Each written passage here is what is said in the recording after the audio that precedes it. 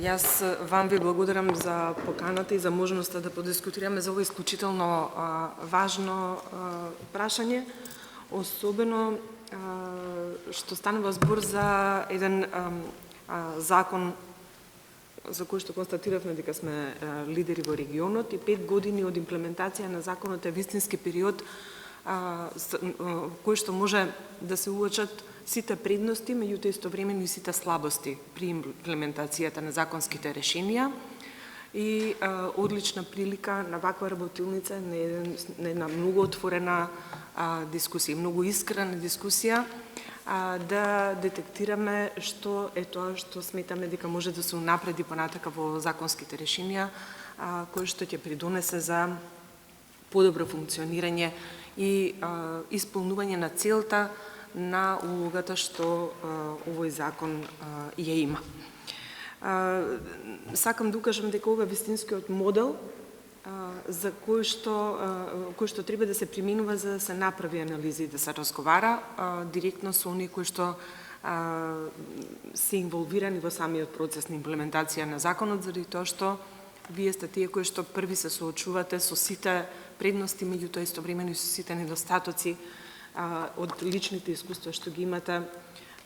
Некогаш законот нормално е дека не може да ги предвиди сите околности во кои што може да се најдат укажувачите и е добра прилика со споделување на искуствата досегашни да се најде начин како понатаму овој закон ќе се имплементира. Сакам да кажам дека законот за заштита на укажувачи не би требало да се гледа само како еден од законите кои што придонесуваат во борбата против корупција. Напротив, тој е многу повеќе. Ако сакаме да зборуваме за градење на едно демократско, транспарентно, одговорно, општествено одговорно општество, тогаш е неопходно овој закон да биде имплементиран и да се унапредува во насока на која што ќе ги зголеми можностите за градење на такво општество.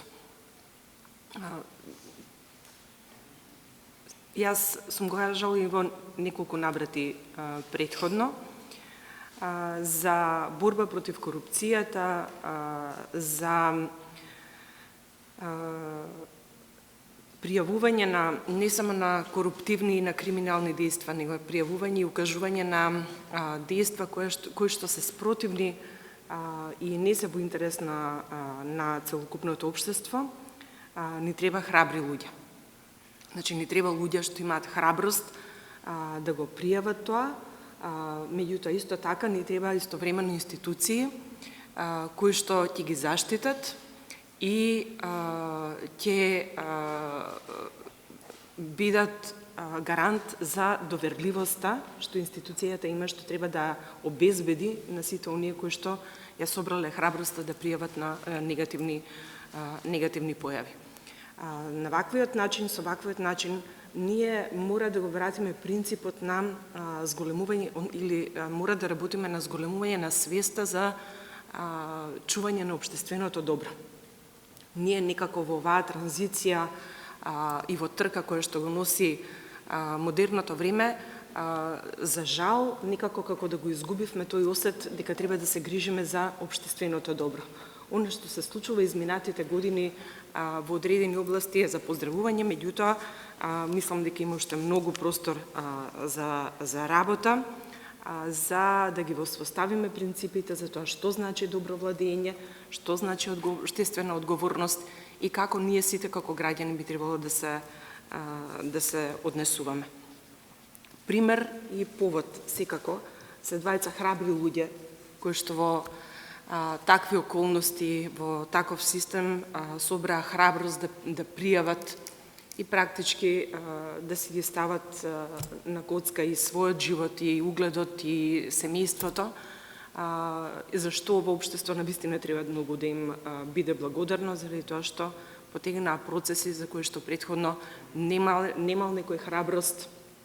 да ги направи, ниту да ги пријави, а благодарение на нив, практички на нивното однесување, денеска зборуваме за имплементација на ваков закон и за постоење на укажувачи кои што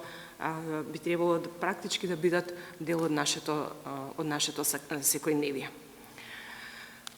За да не должам многу, затоа што сум нетрпелива да ги слушнам личните искуства ваши во улогите кои што ги имате, сакам на крај да потенцирам дека она што е исклучително важно за сите функционери и особено за укажувачите е да имаме лица кои што се со интегритет,